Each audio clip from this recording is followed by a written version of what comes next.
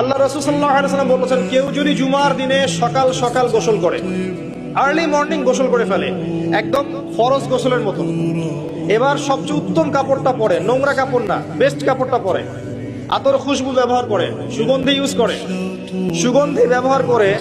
সে সকাল সকাল পায়ে হেঁটে মসজিদে যায়, বাহনে চড়ে নয়, পায়ে হেঁটে